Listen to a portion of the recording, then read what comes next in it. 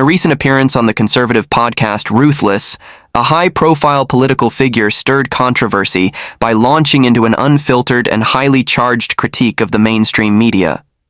Her remarks, laced with sharp language and unsparing criticism, shed light on the escalating tensions between certain members of the government and the press corps.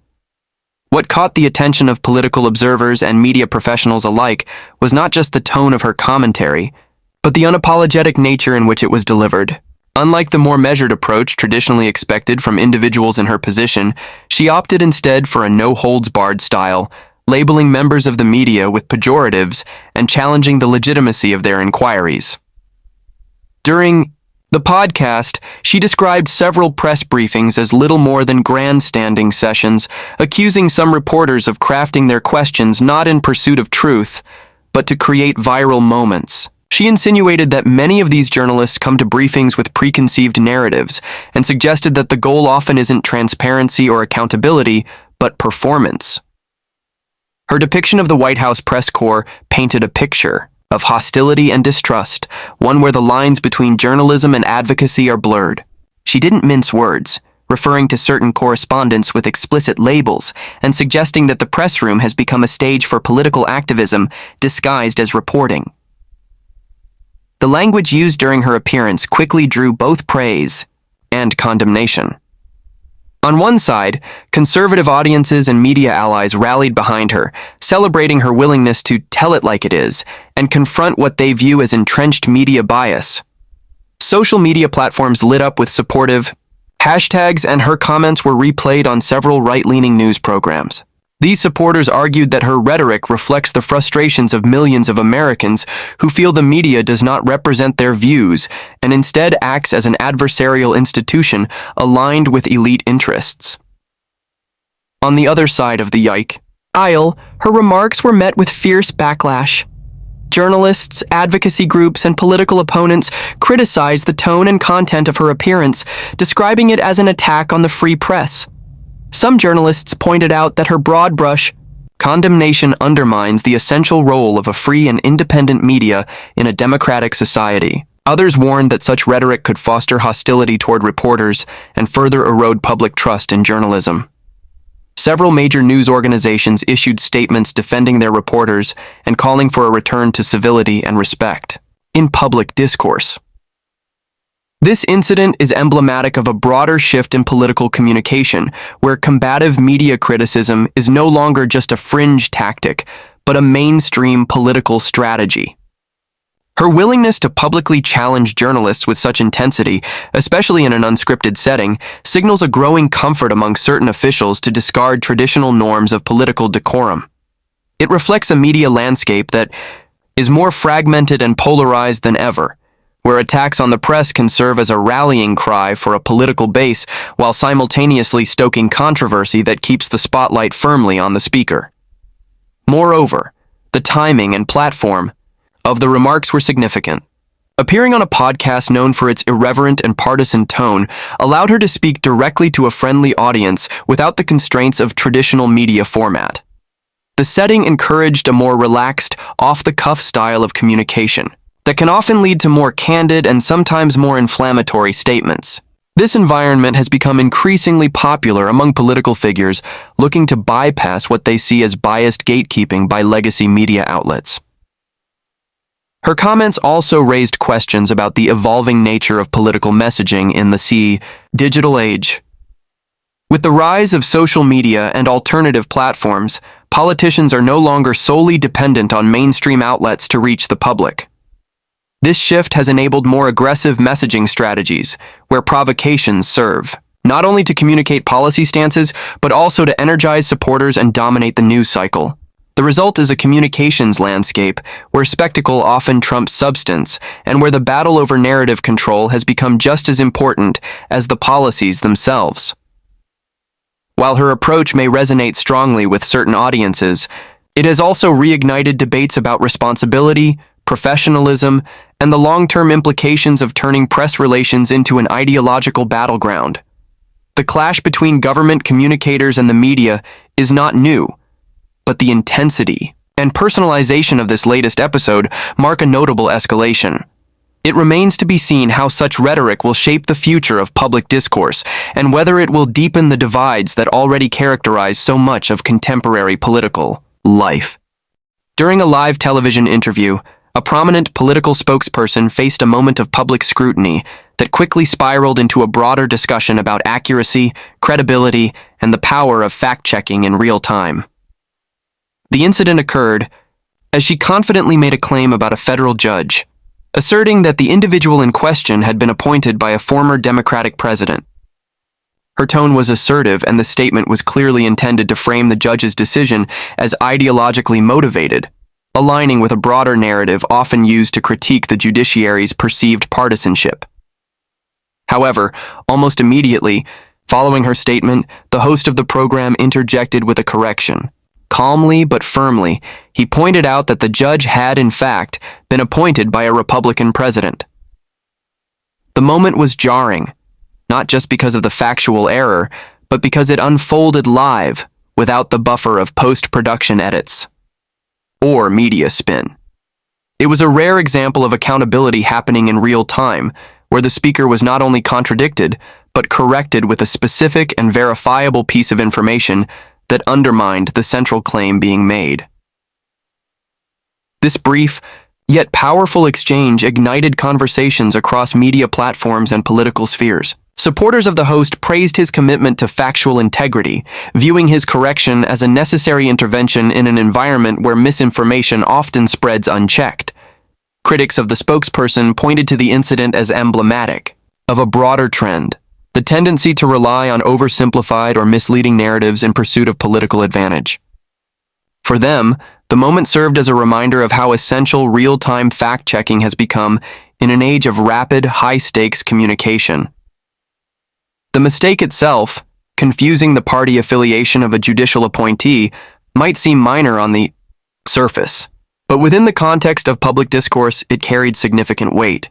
The spokesperson had used the judge's supposed political background to question the impartiality of a legal ruling, implying that the decision was driven by partisan motives.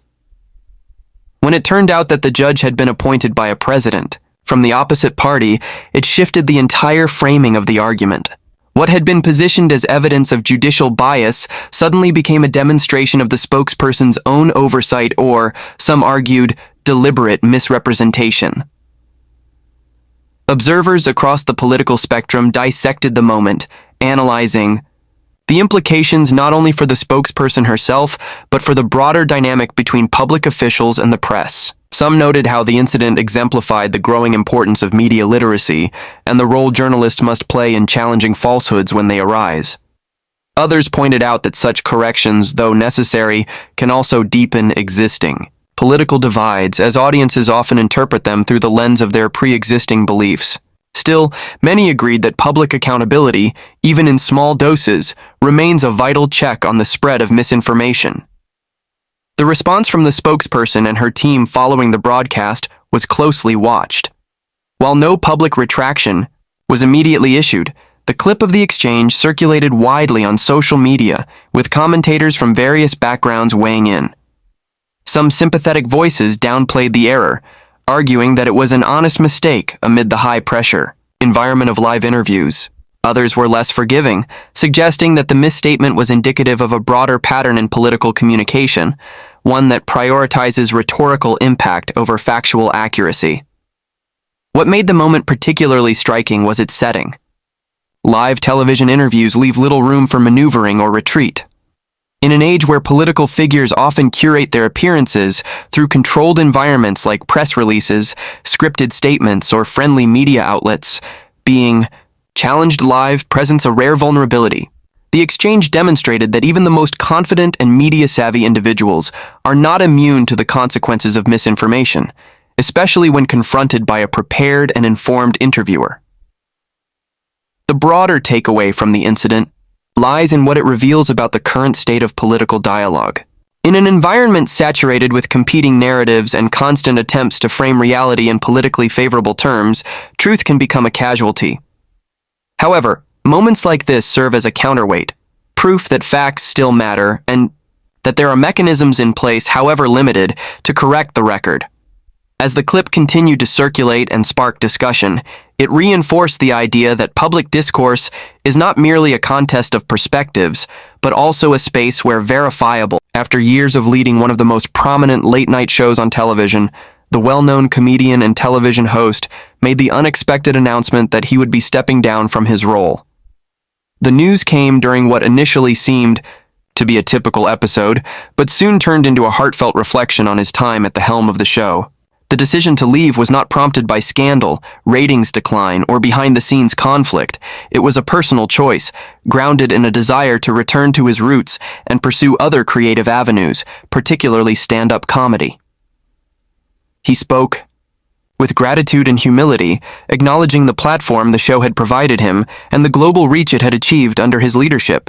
From its satirical takes on politics and current events to its thoughtful interviews and incisive monologues, the program had evolved significantly during his tenure.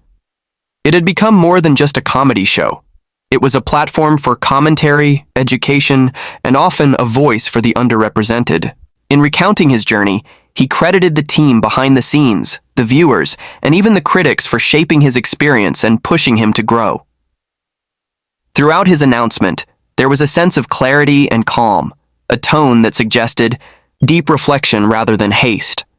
He described his tenure as one of the most enriching chapters of his life, but also emphasized the importance of knowing when to move on. There was a recognition that creativity has seasons, and for him, it was time to explore new artistic horizons. Stand-up comedy, which had been his gateway into the world of entertainment, remained a passion that had taken a back seat due to the demands of running a daily television show. With this decision, he aimed to reconnect with that passion and rediscover the spontaneity and intimacy that stand-up offers. The response to his departure was swift and widespread. Fans, fellow comedians, public figures, and media personalities all weighed in, many expressing sadness but also respect for his choice. Tributes poured in across social media, highlighting memorable moments, impactful segments, and the unique perspective he brought to late-night television. Others shared stories of how the show had influenced their understanding of politics, social justice, and global affairs. His ability to weave humor into complex topics had earned him a loyal following, and his absence would be felt not just by his viewers, but also by the broader cultural and political landscape. Colleagues within the entertainment industry pointed to his leadership style as one of empathy and collaboration. He was known for amplifying diverse voices, booking underrepresented guests, and tackling difficult conversations with nuance and respect. In doing so, he expanded the definition of what late-night comedy could be. It wasn't just about punchlines. It was about perspective, context, and connection. For many viewers, especially those from outside the traditional American mainstream, his approach made the show feel more inclusive and globally aware. As speculation about his successor began to swirl, so did the discussion about legacy. Critics and commentators analyzed his impact on the show's format, tone, and content. Some noted that he brought a fresh voice and international sensibility that challenged the conventions of American satire. Others emphasized the ways in which he made space for earnestness and empathy in a genre often dominated by cynicism. Whether through a poignant segment on global crises or a viral moment of comedic brilliance, he had left a distinctive mark. Behind the scenes, those close to the production spoke about the emotional weight of the announcement. Staff members had seen his commitment firsthand, his long hours, attention to detail, and genuine care for the people around him. While the atmosphere was tinged with sadness, there was also a collective sense of pride in what had been achieved. The show had weathered political turmoil, a global pandemic, and seismic cultural shifts, all while continuing to inform and entertain. For the host himself, the road ahead was filled with possibilities. He made clear that he wasn't stepping away from the public eye entirely, but rather stepping into a new chapter where he could create on his own terms. Touring, writing, and exploring new formats were all on the table. At its core, the decision was about reclaiming time and creative energy, about pursuing joy, spontaneity, and the thrill of performing without a script. His farewell wasn't marked by regret, but by gratitude for the past and hope for the future. Despite a flurry of social media chatter and speculative headlines, there is no verified or documented instance of a confrontation or public clash between the two individuals, often linked in recent viral posts. No credible sources, mainstream news outlets, or reputable platforms have reported any interaction, let alone a dramatic one, between the rising political figure and the globally recognized entertainer. The supposed incident, which has gained traction in corners of the internet, appears to be a fabrication or a gross exaggeration designed to spark clicks, fuel controversy, or push an ideological agenda. Its persistence in online discourse reflects a larger trend in today's media landscape, where sensationalism can overshadow fact. The narrative surrounding this alleged event often includes provocative language and unsubstantiated claims, painting a picture of a heated exchange or explosive reveal that simply never took place. These kinds of stories are engineered to evoke strong reactions, shock, anger, excitement, and are typically devoid of evidence. In this case, the absence of video footage, eyewitness accounts, official statements, or coverage from established journalists strongly suggests that the story is not grounded in reality. It lives only in speculation and user-generated content, often amplified by platforms where misinformation can spread unchecked. In today's digital age, it's not uncommon for entirely fictional scenarios to gain momentum online. A rumor can be crafted with a few cleverly edited clips or an out-of-context quote, and once circulated widely enough, it can begin to feel real, even when it's not. Algorithms favor engagement, not accuracy. That means the most inflammatory version of a story will often surface first, regardless of its truthfulness. And when these narratives target public figures with large followings or polarizing reputations, they can spread with remarkable speed. This phenomenon speaks to a deeper issue in media literacy. Many audiences now consume information through short-form content, memes, and reaction posts rather than verified reports or long-form journalism. As a result, distinguishing between actual events and manufactured drama becomes more difficult. It also becomes easier for bad actors or opportunists to exploit the public's curiosity or biases. They craft narratives designed not to inform, but to provoke. In doing so, they can distort public perception and even influence real-world conversations based on entirely fictional premises. Moreover, the fabrication of this particular encounter reveals something about the cultural and political dynamics at play. The two individuals in question represent very different sectors, one in entertainment and satire, the other in partisan politics. Positioning them as adversaries in a dramatic confrontation allows for the projection of broader ideological conflicts. The entertainer becomes a symbol of liberal elite values, the politician a champion of anti-establishment rhetoric. Creating a fictional clash between them serves as a kind of fantasy fulfillment for those who wish to see ideological enemies face off in real time, complete with scandalous reveals and emotional breakdowns. But the danger in spreading and consuming such fabricated narratives lies not just in the erosion of truth, it's in the normalization of misinformation as entertainment. When audiences grow accustomed to stories that are shaped purely for reaction, they begin to lose sight of what responsible, factual discourse looks like. Public figures may be judged not on what they've said or done, but on imagined confrontations or dramatized interactions. Reality is reshaped in the image of entertainment, and that has serious consequences for how society processes news, holds people accountable, and engages in democratic dialogue. The lack of interaction between these two figures should, in theory, be a non-story.